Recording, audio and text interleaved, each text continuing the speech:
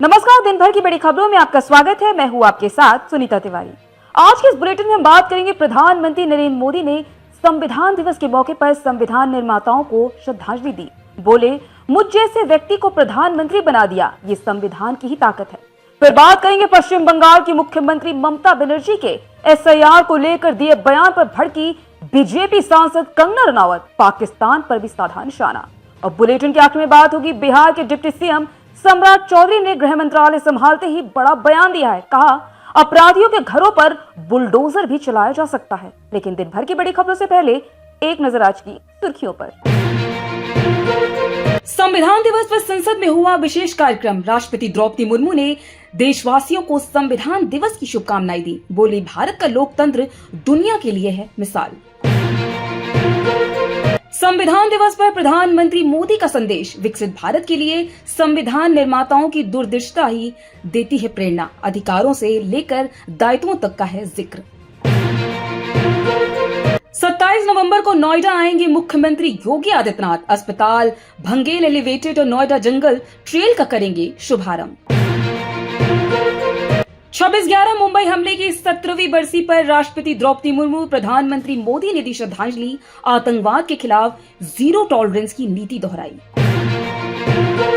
पैसों के लिए गिड़गिड़ाता दिखा दिल्ली ब्लास्ट में शामिल आतंकी आदिल। एजेंसियों के हाथ लगी व्हाट्सएप चैट, ट्रेजर के नाम से था मशहूर।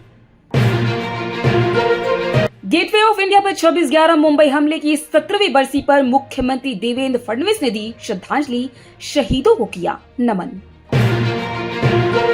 केंद्र कैबिनेट की बैठक में बिहार की जीत पर चर्चा। मंत्रियों ने तालियां बजाकर प्रधानमंत्री मोदी को दी बधाई। सुप्रीम कोर्ट ने तमिलनाडु, केरल, पश्चिम बंगाल, पुडुचेरी और बिहार में चल रहे SIR के खिलाफ याचिकाओं पर बुधवार को संयुक्त सुनवाई की। कोर्ट ने अब चुनाव आयोग को 1 दिसंबर तक जवाब देने का आदेश दिया।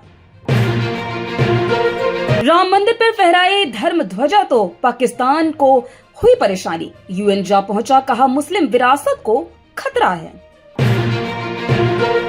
26/11 का हमला सिर्फ मुंबई नहीं पूरी मानवता पर हुआ था। इजरायली राजदूत रुवेन अजार ने दी श्रद्धांजलि। ये तो थी सुर्खियां। विस्तार से बात करते हैं दिन भर की बड़ी खबरों की। हर वर्ष 26 नवंबर को देश भर में संविधान दिवस मनाया जाता है। आज संविधान दिवस के खास मौके पर प्रधानमंत्री नरेंद्र मोदी ने देशवासियों के लिए चिट्ठी लिखी है। इस चिट्ठी में PM मोदी ने संविधान के प्रति श्रद्धा को लेकर अपने अनुभव साझा किए हैं। उन्होंने बताया, 2015 में सरकार ने इस पवित्र दस्तावेज का सम्मान करने के लिए 26 नवंबर को संविधान दिवस घोषित किया था। आइए जानते हैं इस रिपोर्ट में और क्या कहा प्रधानमंत्री मोदी ने संविधान दिवस को लेकर।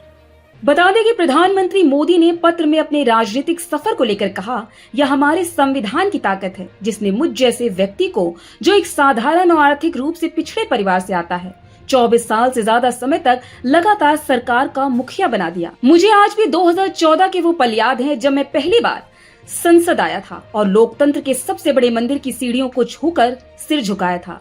फिर 2019 में चुनाव के नतीजों के बाद जब मैं संविधान सदन के सेंट्रल हॉल में गया तो मैंने सिर झुकाया और सम्मान के तौर पर संविधान को अपने माथे पर लगाया।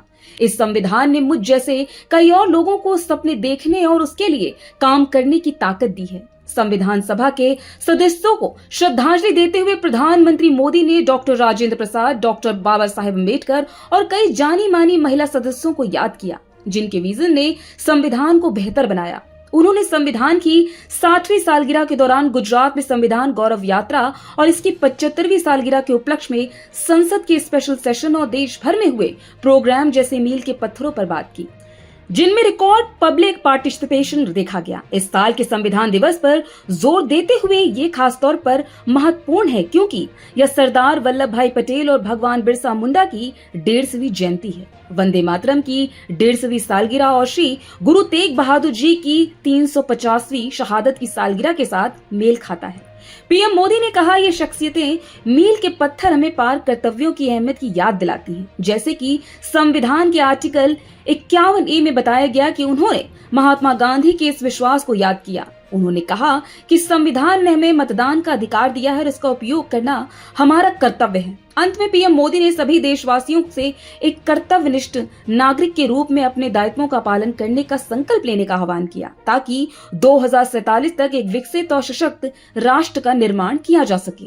पश्चिम बंगाल की मुख्यमंत्री ममता बनर्जी एसआईआर को लेकर चुनाव आयोग और बीजेपी को लगातार घेरती रही है। उन्होंने कहा कि भारत निर्वाचन आयोग 9 दिसंबर को मतदाता सूची का मसौदा प्रकाशित करेगा। उन्होंने ये भी दावा किया कि इसके बाद भयावह और खतरनाक स्थिति उत्पन्न हो सकती है।